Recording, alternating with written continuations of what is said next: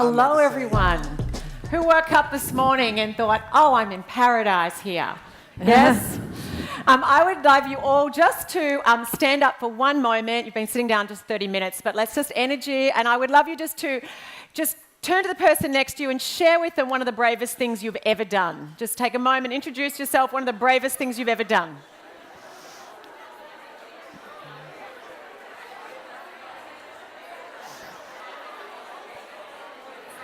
Okay, if you would please take a seat again. Thank you very much.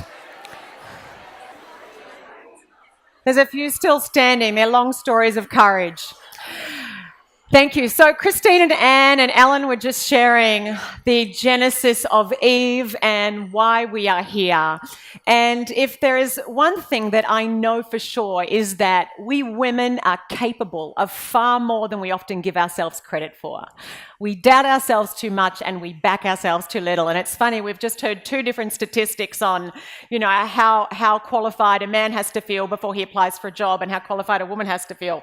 Well, I was sitting at a panel a few years ago and I was on with a CEO of a bank and he said, look, I don't have to have any of the qualifications. I just have to like the job title and put my hand up. So there's another data point. So what does it mean to have brave leadership? I mean, at the core of leadership, of great leadership, is courage. It is being willing to take a risk, to lay our pride on the line, our vulnerability on the line, our reputation on the line, for something that's more important than our own egos.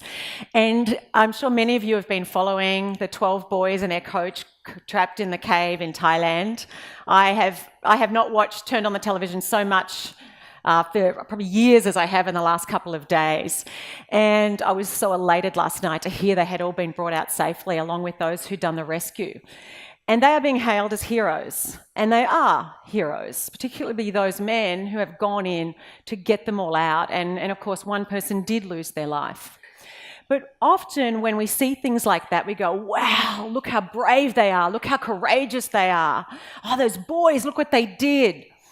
And yet within every single one of us is a capacity to act with courage, to do great things. And we may never find ourselves in a situation, I hope not, that is where our life is on the line. And if we don't push through fear, we will not be able to see another day. However, where does fear of being rejected, fear of failing, fear of, to your point, Alan, not being enough, as being exposed as an imposter, exposed for, I'm not as smart as people think I am, I'm not as capable as people think I am, get in the way of you individually and all of us collectively making the mark that we are each capable of making? And I mean, the data is compelling. When more women sit at decision-making tables, better decisions are made. We need the diversity.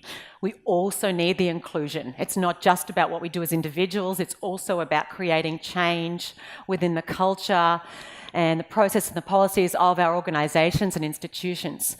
So what gets in the way of that? Well, I have actually lived around the world and worked around the world. And a few years ago, I was living in Washington, DC. I lived there for about 7 years. And this woman put up a wall in Alexandria, Virginia. It was called the Courage Wall. What would I do if I was being brave? If I wish I had the courage to. And people filled it in. And it quickly, I'd ask her out on a second date, I'd go back to college, I'd quit my job, and so on and so forth. And it's a question I think we all need to ask ourselves. What would you do if you were being brave? Because looking back at the end of our lives, there's a lot of uncertainty in the world, but one thing is certain, we are all going to die. It's not a matter of when, it's a matter of if. And we know that at the end of life, it is not the risks that we have taken, and even when things haven't worked out, that people regret the most. It's the risks that we didn't take, that we didn't put our hand up, that we didn't take that opportunity overseas, or that we didn't put ourselves out there and pursue the adventure, that we played it safe and stayed comfortable. And that's because, as human beings, we are not wired to blaze trails. We are not wired to risk our security and safety and our comfort. We're wired to protect those things. It goes back to it is wired into our brain, that reptilian brain. Play safe. Don't risk the discomfort, that emotional pain of feeling like, oh, I rejected, I failed, I didn't have what it would take. So what I want to share with you today are 5 different ways that you can really dial up your own courage, your own capacity to take action in the presence of fear and self-doubt. Because what I know is that it's never going to go away. And if you're waiting until you feel brave and courageous and fearless and unstoppable before you do the thing that you really want to do, you may be waiting your entire life. Courage, the very definition of courage, is action in the presence of fear. It is not the absence of it. It is choosing to take action anyway. So I'm going to touch on these 5 different points with you and diving right in. What does it mean to train the brave? Well, courage is a muscle. You know, it's a skill. We often think, oh, gee, that person's really brave. They're a real, trailblazing, kind of gutsy person. I'm not. I'm kind of quiet. I'm more timid and shy. That's just not my personality type. Well, you don't have to be an extroverted Richard Branson, Bear Grylls type trailblazer to be brave and courageous. We all can do it. And every time you take action in that presence of fear, you dilute the power that fear holds over you and you amplify your own. And we often think of the big things. I mean, cave rescue, that's a big thing. But it's actually the little tiny things that we do every day. They're simply the little simple conversation with someone where you say, could you help me with this? Or you might say no to an invitation even though you know that person's going to be disappointed, but it's really not aligned with what you most want to do. It's where you put your hand up or you just speak up in a meeting and say something even though you're not sure it's the right thing to say and you could be wrong.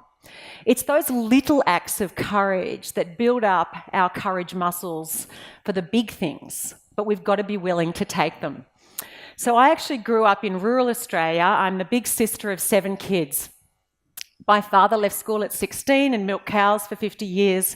My mother had been a nun and was in a convent for 9 years. Mother Margaret Mary, thank you. And then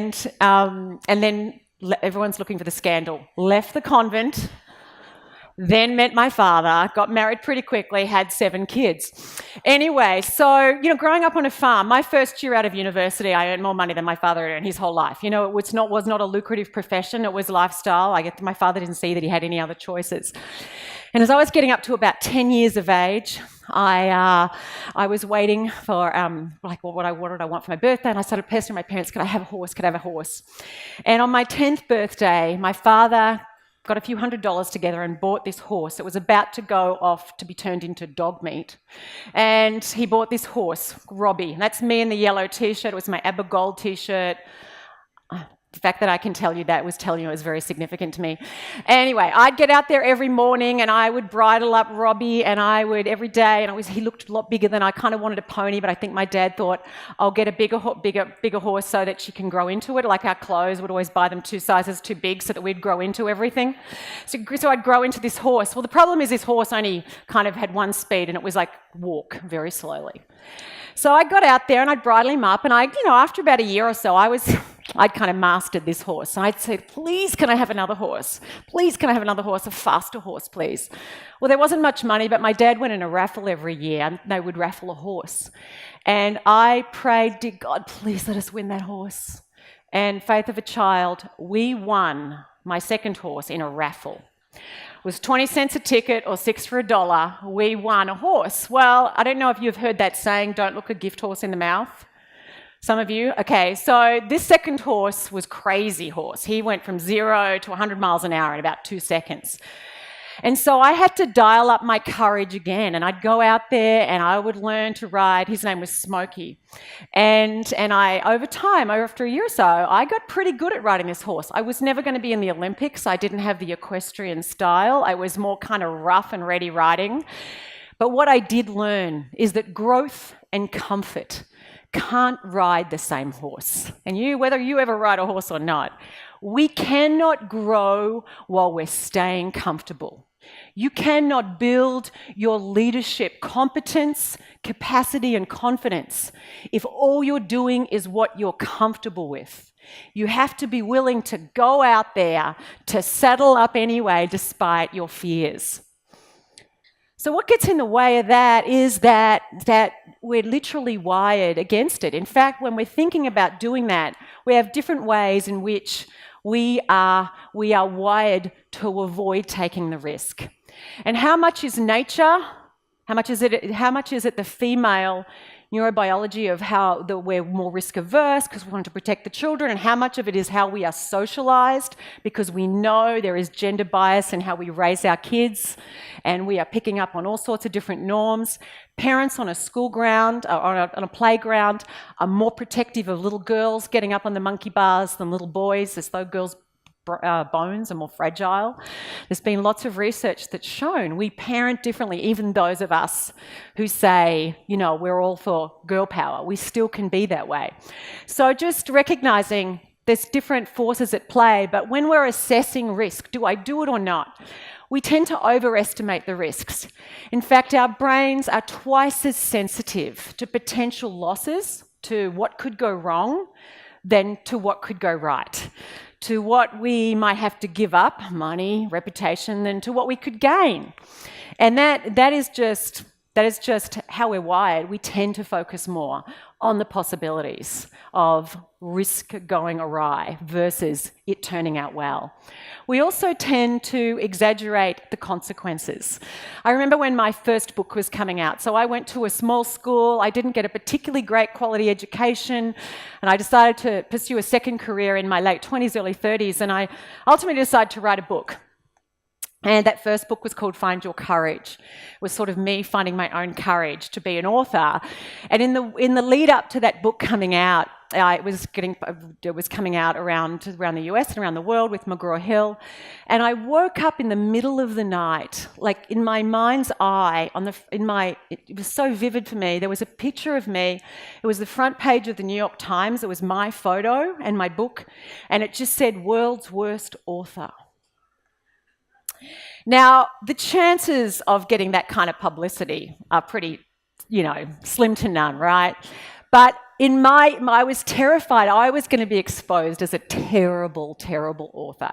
As my kids say, "Mum, I can't believe you don't know where to put the apostrophes still." So that's what copy editors are for. But I share that with you because I can't tell you how many times I've said, "Have you gone and talked to your boss about this? Have you gone and spoken to HR? Have you gone and, I can't do that.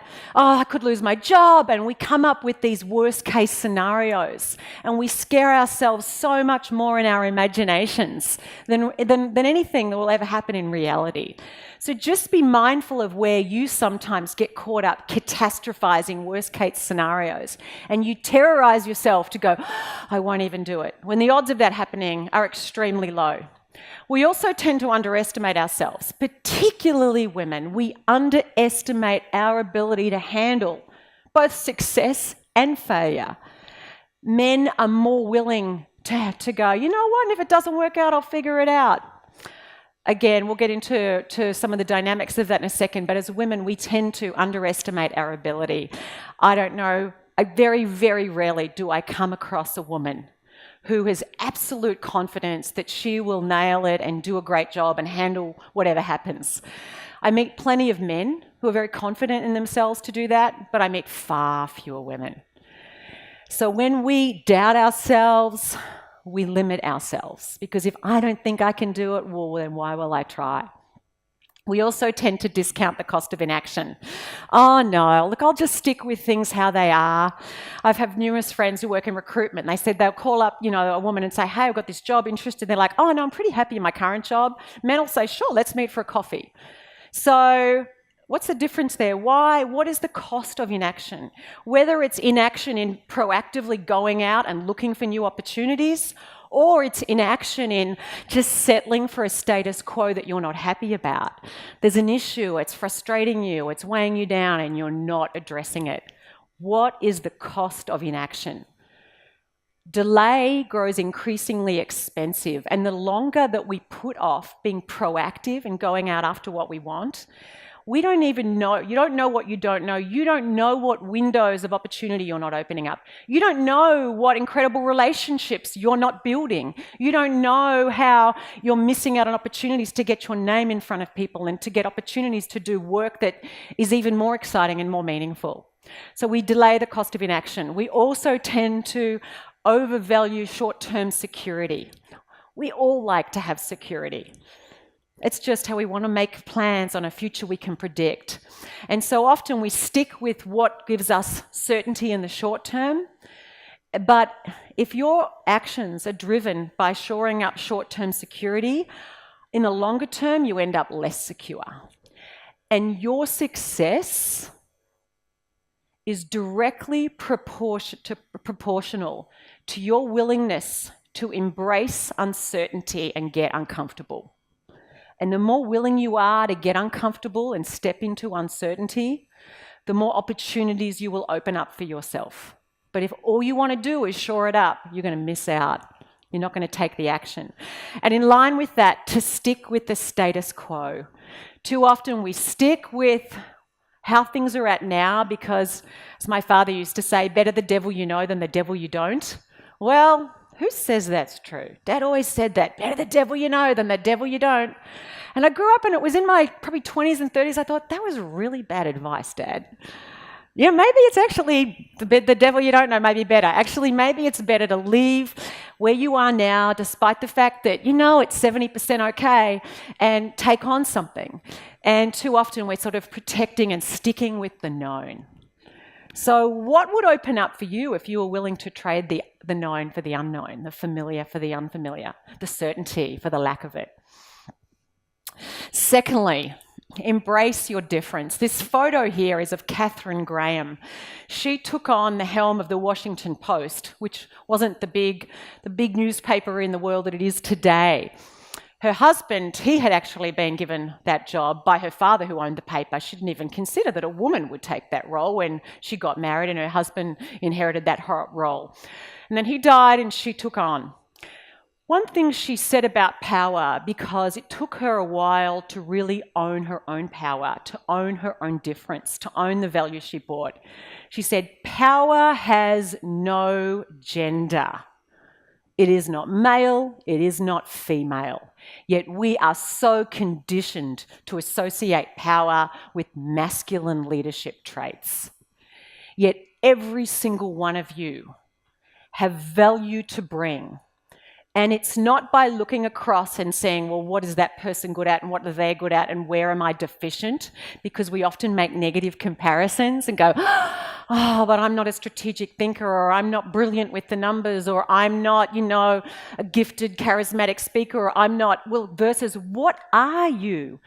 Every single one of you have valuable traits to bring to the table. And too often we talk ourselves down, we compare our weaknesses with other people's strengths, we compare what we're not yet a master of, what we haven't got a big skill set of, with what other people are masters of, because maybe they've been doing it for 15 years.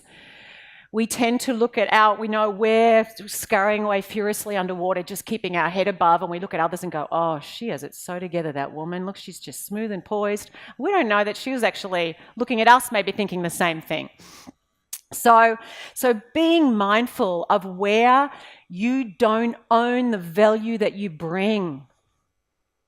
And what would shift if you owned that? And don't compare. I was talking to last night with Jane Horan, who was here, and I was saying to Jane, she's saying, I love doing research. And I'm like, I'm actually doing my PhD, but I'm not, didn't feel I was born to be a researcher.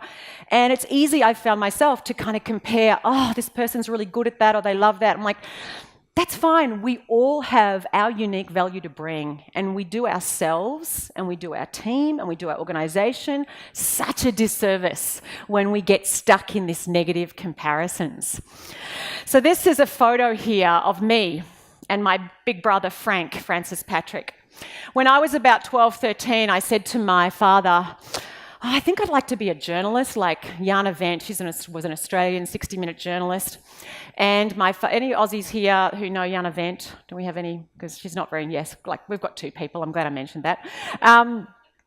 And my mother said, oh, darling, you can't be a journalist. Journalists know what's going on in the world and they read the paper and they know politics. And it was years later I realised we didn't get the paper and we didn't talk politics. So there was not much chance that I would be up there on Middle East politics. But then my father said, darling, I see great things for you. You're a very capable young woman. I'm like, do you, Dad? He said, yes. And I was thinking Meryl Streep, Margaret Thatcher, Princess Diana. And he said, I see you being Sister Margaret Mary, in charge of a convent. And I found this photo a couple of years ago, and I realised he started grooming me at about the age of 3. And that is, in Australia we call them nappies, you might call them diapers. They're just cloth nappies. My parents never had disposable ones, and they stuck nappies on even my brother's head, which is probably confusing him somewhere. But, you know, that's where we were groomed. The reason I share this picture isn't to show you that my parents were terrible parents, but because their world, their horizons were shaped by their experience of life. And the ultimate thing would be to have a child join the vocation. And I mean, the Catholic Church, I wouldn't say it is the most open and liberal institution in the world, and talk about sexism there, right? You know, women can never be equal to men. And so, not that I'm here to bash the Catholic Church, if you're a Catholic, because, you know, but I will. Anyway, so I share that with you though, because all of us are impacted by our parents, by how we were raised, by the gender roles and the gender norms of the world in which we grew up in. And I grew up in one that had very defined gender norms, gender rules. And so it's sometimes hard as we go through life. For me, I know I have 4 children, and as I've kind of gone and going, well, it's okay for me to work and have 4 children. And I've had so many people go, well, I remember when they were younger going, why would you work? You have 4 children. I'm like, because I love to work. I really love this work. And the judgment when I get on a plane, oh, how does your husband cope when you travel? I'm like, does anyone ever say to him, how does your wife cope when he travels? Never, ever. No one's ever asked, how does your wife cope when you travel? But people hail him as a hero. Oh my God, it's amazing your wife goes away and leaves you. I know, he deserves medals, so many medals. So I share that with you because how much is your own expectations and your own ambitions impacted by the environment around you in ways you're not even present to? Now, I was very clear, I never felt called to a life of celibacy in the convent. But there are ways that we're often thinking like, what will people think? What will my parents say?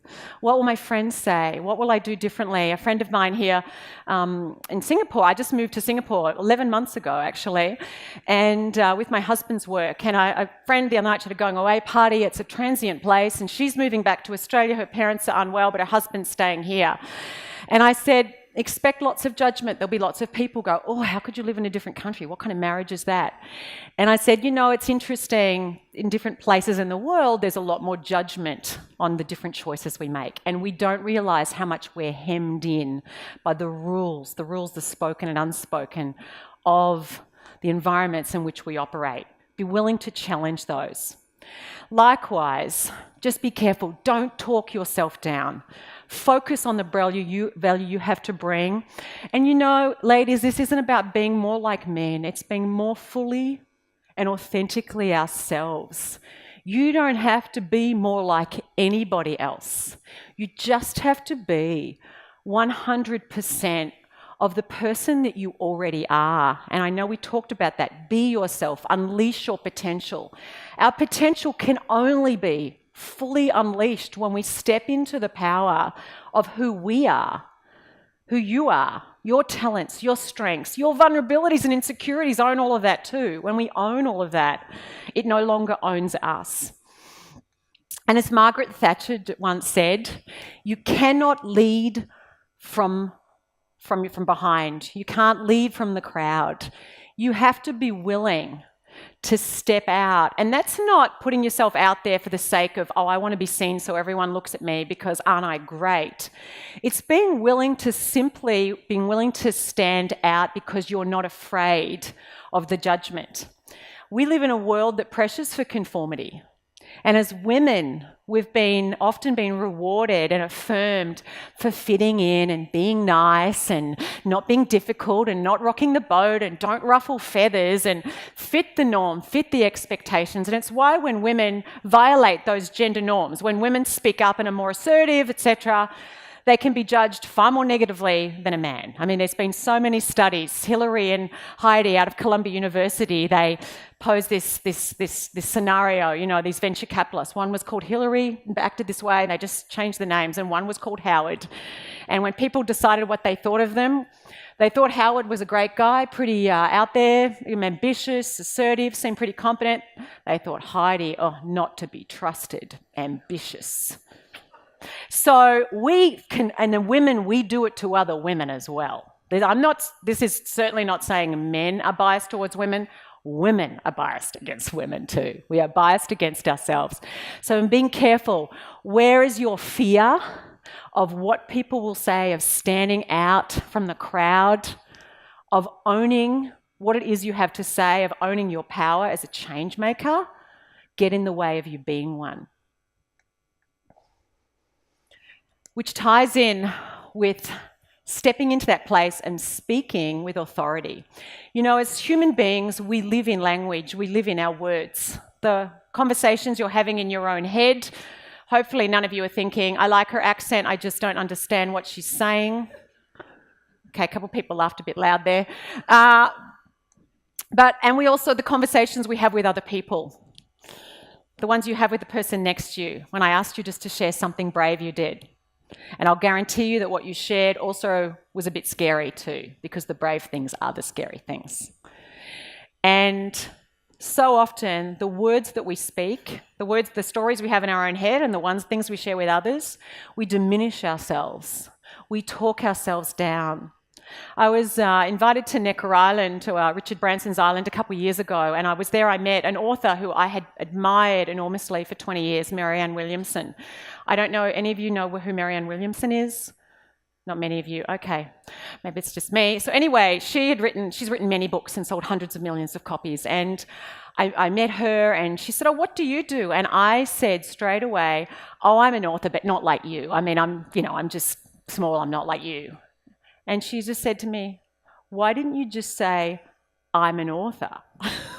She said, "There is nothing holy in diminishing yourself." And I'd recognized, one, the very person I wanted to kind of impress in that moment, she'd kind of called me out for doing the very thing that I say, don't do, speak with authority. But by the way, little old me, what do I know? You know, how often do we undermine the opinion that we have, what we have to say, because we don't own the value of what we have to say? Women are 4 times more likely to engage in what's called double voice discourse. But an example of that is saying, look, I'm sorry, I'm not an expert on this. Like, I haven't got a PhD, and there's lots of things I don't know, and I could be wrong here, and I certainly don't want to ruffle anyone's feathers. And correct me if I'm wrong, because I know I don't know everything, and I've only been doing this for 15 years. But I'm wondering if maybe we sometimes apologise too much before we even say what it is we have to say. So do not apologise for having an opinion. And for those of you who that was supposed to be funny. So if you thought that was me actually over apologising, I just want to be clear, I was Australian sarcasm. Do not apologise for expressing an opinion. What you have to say is of value. And yet too often we apologise and we preface what we have to say. Oh, I know I don't know that much, but I'm just wondering, I certainly... Just say what it is you have to say. Be direct, be concise, put it out there and just share it. Ask yourself first, do I mean it? Can I defend it? Will it serve? And if the answer is yes, then say it. Likewise, and this was shared in the introduction, the welcome, if there's something you want, ask for it. As women, we do not ask. We think to ourselves, and I'm not saying all women, because plenty of women do, and they don't always get it, but that's beside the point. Too often we assume people should just be able to read our minds. Well, they should just know that I'd want that role. Or we assume that they know what it is we care about or what's frustrating us. Well, they should just understand. I had a friend recently share with me her frustration that her husband wasn't helping enough around the home, and they work equally long hours, and she'd said to him, a group of girls are going on a girls' trip to Bali. And he said, And she shared with me, she said, he's not supportive. And I'm like, did you say, I would love to go to Bali? Can you support that? She goes, no, but he should have just said, you go, honey. And I said, that's what I do for him. I'm like, you've got to say, I'd love to go. How can we make this happen? If there's something you want, you have to be willing to ask for it. Do not assume people can read your mind. And beware of benevolent sexism. And I have seen benevolent sexism play out so many times by very well-intentioned men and sometimes women, particularly for women who are in the childbearing years and they've got married, it looks like you're going to have a family, or maybe you just had a baby, or maybe you're about to have a second baby, and they think, she's not going to want this role. It's going to involve a lot of travel, or it's going to involve a lot of hours. She's going to have to be on call a lot more.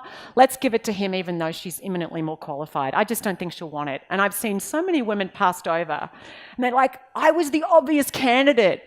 And then they found out subsequently, they just assumed you wouldn't want it. So you have to get out ahead of the curve. You have to be very clear that people aren't making assumptions about what you want and don't want, particularly when family comes in, because we know that there is discrimination. And sometimes it's not always malicious. Sometimes it has benevolence. People are trying to be supportive. So be careful about that. So, in line with that, 3 core elements of really speaking with presence and power.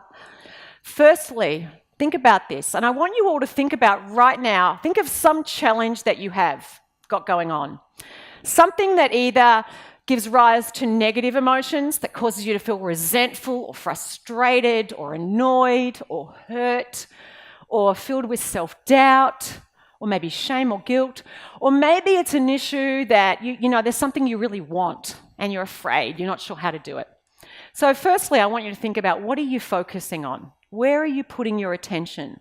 Are you putting your attention on what I don't want, and on what I can't do, and on what's not possible, and how last time I tried it and failed it and made an idiot of myself, and how this person over here said I'm not very good at that and I probably would never be able to do it? Are you putting your attention on who's wrong? On who's to blame? My boss, it's all his fault. If I didn't have that person, or it's my family, my parents, if they'd only raised me better, I wouldn't have all these hang-ups. Or, often what we focus on is outside our control, and it siphons away our power, versus focus on what is inside your control and on things that you can action. What is it you want? What's a job you'd love? What's the positive change you'd like? So focus on what it is you want more of, and focus on what's within your control to get it. Number 1. 2, your story. What's the story you're telling yourself about it? I've always been hopeless with that. I'm kind of introverted. I'm not very good at networking, meeting with people. I tried that once and I made such an idiot of myself. Or maybe my story is that I'm not enough of something. Ellen mentioned that earlier, that we think we're not enough. I'm not smart enough. I'm not strategic enough. I'm not educated enough. I'm not pretty enough. I'm not disciplined enough. I'm not creative enough. And we have so many areas that we come up not enough. In my last book, Make Your Mark, I put a chapter in there on own your enoughness. That's a new word. I invented it and I haven't trademarked it, but I should. But what is it to own your innate adequacy? You can be imperfect and fallible and have weaknesses and still be innately enough. So be careful. What is the story that you're living in? Because the story that we tell ourselves is like the clothes. It can hem us in. We can live in a straitjacket where we never even try.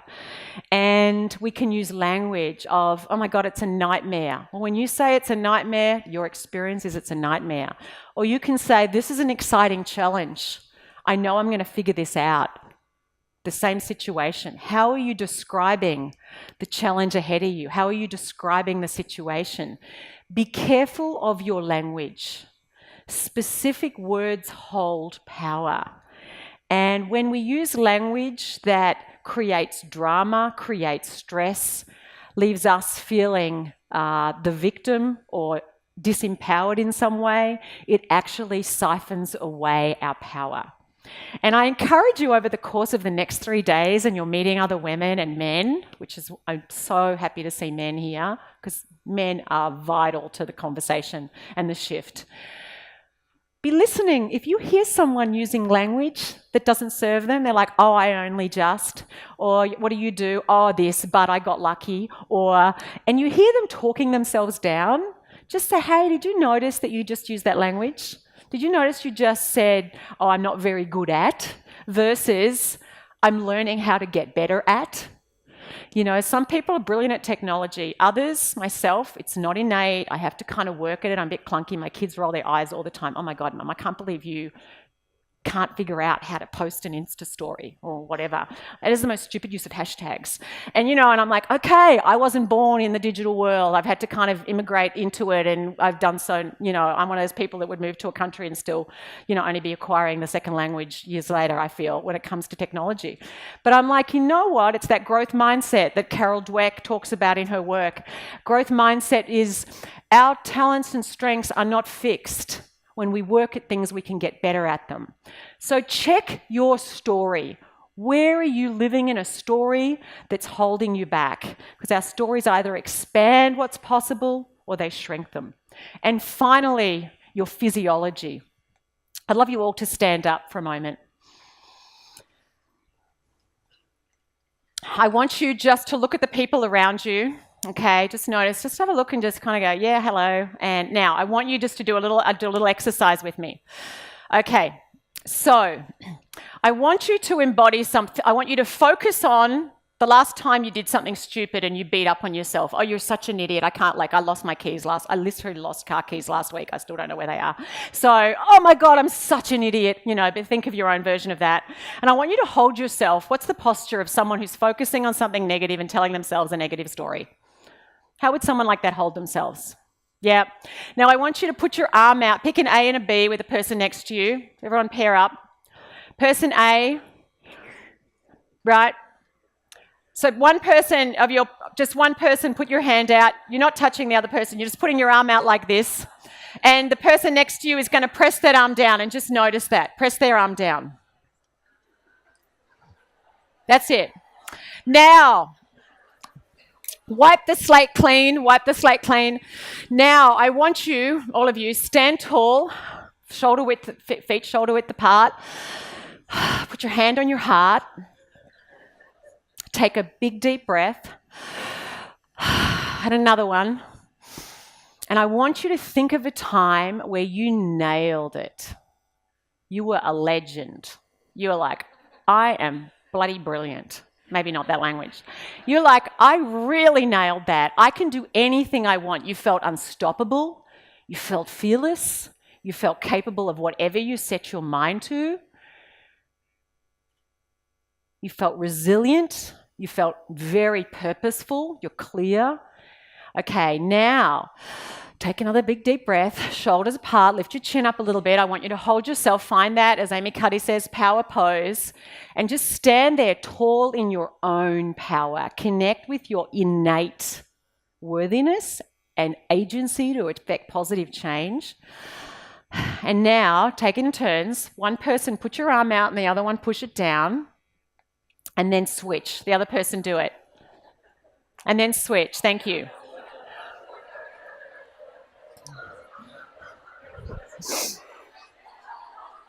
Okay, thank you. You may sit down. Would anyone just share out? Put up your hand if your arm was just innately stronger the second time. Put your hand up if it was stronger the second time. Yes. So we are at our strongest when we are focused on what we want and we're clear in our big why and our mission. when our story is congruent, I have what it takes to do this and I know why it's important. And when we step into our power, physically holding ourselves, our expression, even our facial expression, and really that physiology, we emanate that. You know, when people talk about, oh, how she hasn't got executive presence, when those three things are aligned, you have a lot of presence. You're in that energy is shifted. So 4, risk more failure. I'm not sure if any of you know who Diana Nayad is. When she was 28 years old, she'd been a competitive swimmer. She decided to swim from Havana over to Florida, the Key West, and she couldn't do it. She failed. She tried again. She tried again in her 30s, several more times. Then she decided, she was 60, she decided to try again. She failed again. When she was 64, I don't think many of us in this room are probably that close. Maybe there's a few of us. 64, she decided to try again, a 5th time. And she broke the world record because she became the first human being, not just woman, to ever swim that straight, which is pretty treacherous, without a shark cage. When she got to the other end, she said, never give up on your dreams. Never give up on your dreams, and never think you're too old to pursue them. So what gets in the way of that is that fear of failure, and then what we make failure mean. Because most of us over-personalize failure and interpret it to mean something, a permanent inadequacy on our part. So we interpret it, I'm never going to be good at this, I'll never do this. We over-personalize it, I'm just hopeless at that. And we make it more pervasive. It's like, and we map it over to all the different areas of life. I'm never going to be good at, and nothing's ever going to work out, ever, in any area. So contain your failures. Women, when we succeed, we're more likely to attribute it to good luck and a helping hand. How did you get there? Oh, this person helped me open the door of opportunity and got lucky. When men succeed, they're more likely to say, I worked really hard, I'm good at what I do. And more power to you. Likewise, when we fail, women are more likely to say, I'm just hopeless, to personalize it.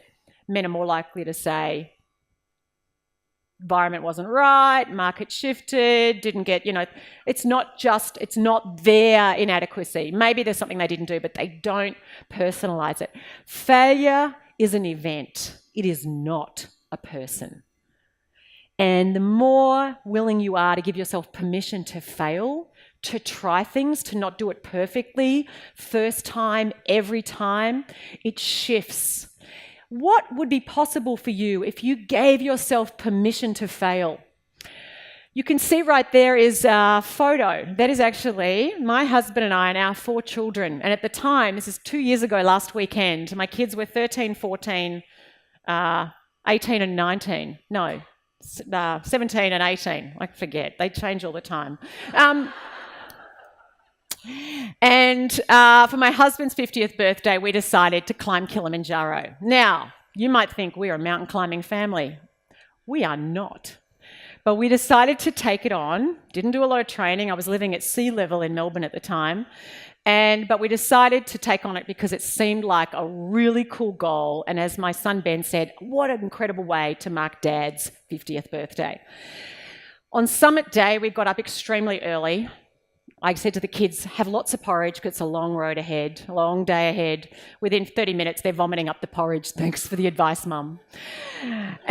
We walked, it's called Pole Pole in Swahili. We walked Pole Pole slowly up that mountainside. 6 hours and I was vomiting, headaches, nausea. It was terrible. It was almost worse than childbirth. And after 9 hours, we got to the rim up there. And we all lay flat, we were all exhausted. And I said, guys, we've got to just muster up a smile for the camera. So we did, and this is the photo. I share that because I can honestly say we were more ambitious than we had the right to be, yet you have no idea what you can do unless you're willing to fail. And so often we fail so much more from our lack of daring, from our lack of even being willing to try, than we do from trying and falling short. So ask yourself, if I was willing to risk more failure, falling short, making mistakes, not nailing it and doing it brilliantly first time, every time, what would open up for you? What would you try that you currently aren't giving yourself permission to try? And finally, lift as you climb. Women and men, we can do so much more together than we ever can alone. And yet the sisterhood, the power of connecting with other women and other men is often we don't tap that. Here's what I've learned, because I've lived around the world and had to set up life, home, family, and my own career in multiple countries now and multiple continents as I've supported my husband in his career, and we've juggled dual careers. And what I've learnt is this: the more people who know what you want, the more who can help you get it. But you have to be willing to put yourself out there, to reach out to people you don't know, to introduce yourself, to say, this is who I am, can I grab a coffee, this is what I'd love to do. I can't tell you, for me, because I moved to America right on just September 2001. We packed up our home in Australia and moved to the US in October 2001. I had 3 tiny children. I knew no one literally for 10,000 miles. And I had to start from zero in building my own second career, studying in coaching initially.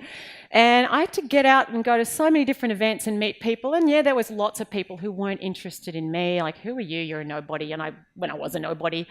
But over time, you get out and you meet people and you mix. So I encourage you to expand your network, and don't only expand it with people who look like you and think like you. Diversify it. So don't only have women in your network. Don't even have women sponsors and mentors. Likewise, women are 54% less likely to have a sponsor than a man. And yet we know it's pivotal, sponsors more than mentors.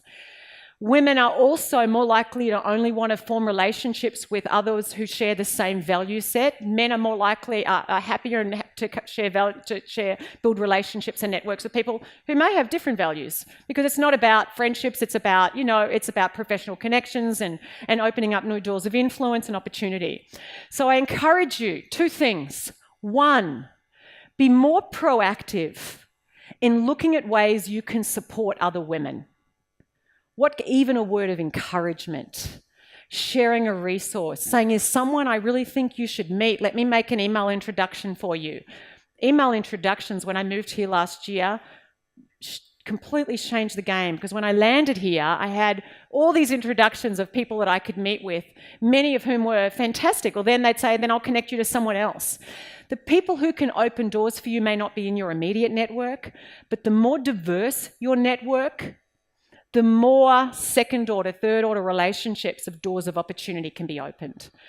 The second thing to do is to be proactive in going out there and building those. So, and finally, amplify other women's voices. If you're sitting in a meeting and another woman on the table shares something and no one seems to listen, and then Tom over here says, I really think we should do this, and everyone says, great idea, Tom, and it's exactly the same idea that she just said, say, yeah, I think that's what Jane just said. Yeah, is that right? Jane just said that. Thank you, Jane. Would you like to elaborate more on that? Tom, I'm sure you'd enjoy listening. And we've got to amplify other women's voices. We've got to call out, the mansplaining when we're talked over. Women are twice as likely to be interrupted than men. So keeping that in mind. And finally, when it comes to leading from within, really owning the impact you can make as a leader in your own right and in your own way. Don't get caught in comparisons, but recognizing your whole journey to being a change maker, there will always be a tension between safety and security and comfort, and between growth and learning and contribution. And you have no idea what you are capable of, and the leadership and the change that you can affect, until you are willing to get out of your comfort zone, to trust yourself, to be yourself, and to dare to make the biggest mark that you are capable of making. Thank you.